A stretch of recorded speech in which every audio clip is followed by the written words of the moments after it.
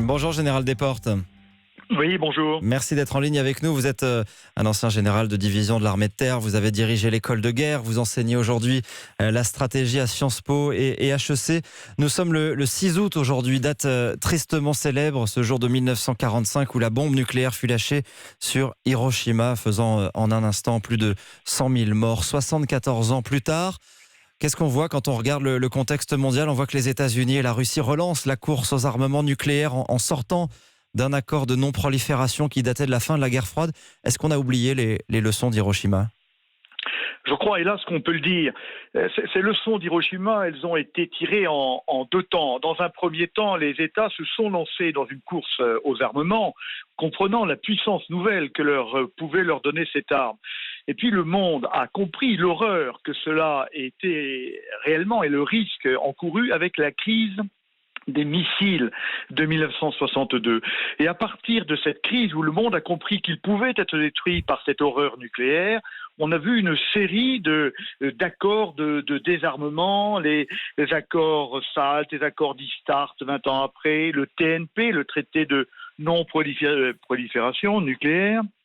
Et puis, ces accords étaient bien liés à l'ancienne organisation du monde qui reposait sur la bipolarité. Et c'était bien l'URSS et les USA qui étaient à la base de ces accords. Ce monde a explosé, on le sait.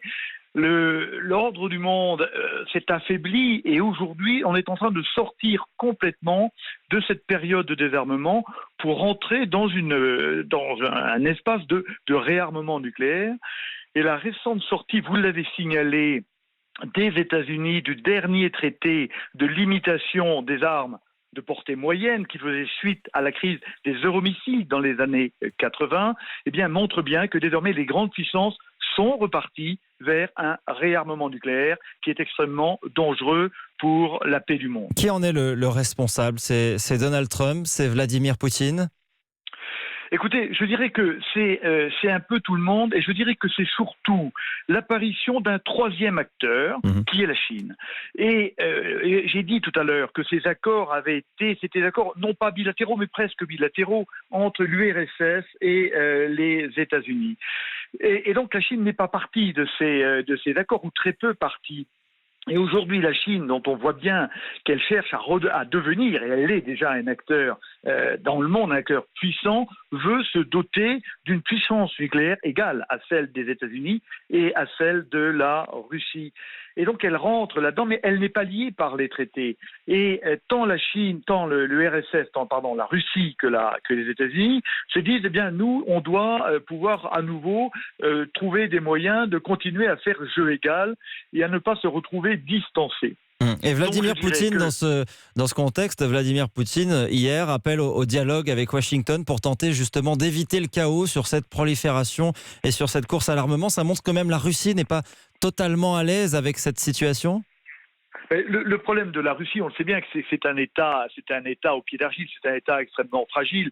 Et qu'est-ce qui a conduit à la chute de l'URSS ? Ça a justement été la course aux armements. Et M. Poutine sait bien qu'à la fois, il a besoin de la puissance nucléaire parce qu'il ne dispose pas réellement d'une puissance militaire conventionnelle, mais en même temps, il ne peut pas, économiquement, sur un plan économique, selon... Général Desportes, j'ai l'impression qu'on vous a perdu. Est-ce que vous êtes toujours avec nous ? Général Desportes, on ne vous entend plus. Là, ici, peut-être. Vous êtes revenu. Voilà, ne bougez pas trop. Général Desportes, voilà. Est-ce que vous êtes toujours avec nous ? Parfait, oui. Vous étiez en train de nous dire donc que la Russie, effectivement, avait aussi intérêt à limiter cette course aux armements. Est-ce qu'on peut dire un mot de l'Europe ? Peut-être comment l'Europe peut se positionner par rapport à tout ça ? On a l'impression qu'au milieu de ces grandes puissances, l'Europe ne compte plus beaucoup. Bien, vous avez raison. Je dirais que l'acteur principal, l'acteur qui peut sauver... Général Desportes, on vous a à nouveau perdu. Là, ici, vous m'entendez là. Ça va mieux, allez-y. Oui, je dis donc que l'Europe doit jouer son rôle, et son rôle est tout à fait important. On ne peut plus laisser, nous qui sommes de vieilles puissances, raisonnables, etc., on ne peut pas laisser le sort du monde se jouer entre des acteurs dont on sent bien qu'ils sont devenus déraisonnables. Je pense à la Chine, je pense à la Russie, et je pense maintenant à aux nouveaux États-Unis. Et donc l'Europe doit jouer son rôle, l'Europe politique doit être forte, et pour que l'Europe politique soit forte, elle doit retrouver son autonomie, et son autonomie passe par la mise en place d'une puissance militaire, de l'existence d'une défense européenne. L'Europe a un rôle fondamental, l'Europe connaît les guerres, a été déchirée pendant des siècles par les guerres, et elle doit jouer son rôle de régulateur du monde, dans un monde qui est de moins en moins régulé, dans un monde dans lequel les organisations internationales ne sont plus capables de jouer le rôle qu'elles jouaient avant le retrait américain du monde. Vous voulez dire une réelle armée européenne? Là, on est d'accord qu'on en est évidemment très très loin. Écoutez, nous n'en sommes pas là, évidemment, et on ne peut pas définir en 15 secondes ce matin ce qu'il faudrait faire. Mais ce qui est sûr, c'est que l'Europe doit jouer son rôle dans le monde, un rôle fondamental de régulation, et que cela passe par la compréhension de cette urgence, par la compréhension que les grands États européens doivent avoir très réellement, de manière à se lancer rapidement dans la création de ce qui serait le début d'une défense européenne pour l'Europe et par l'Europe et par l'Europe, mais également pour le reste du monde, parce que le reste du monde a besoin d'une puissance militaire européenne capable de jouer ce rôle de régulateur. Et la France se positionne comment dans ce contexte? On voit aussi que la France modernise, elle aussi, son arsenal nucléaire avec des budgets qui vont doubler pour moderniser cette arme nucléaire française. Je dirais qu'aujourd'hui, la France n'a pas le choix. L'arme nucléaire existe, on ne peut pas la désinventer. La France joue un rôle important dans le monde, en particulier parce qu'elle détient cette arme. Mais on voit bien qu'elle est d'ailleurs le seul pays européen à détenir cette arme nucléaire.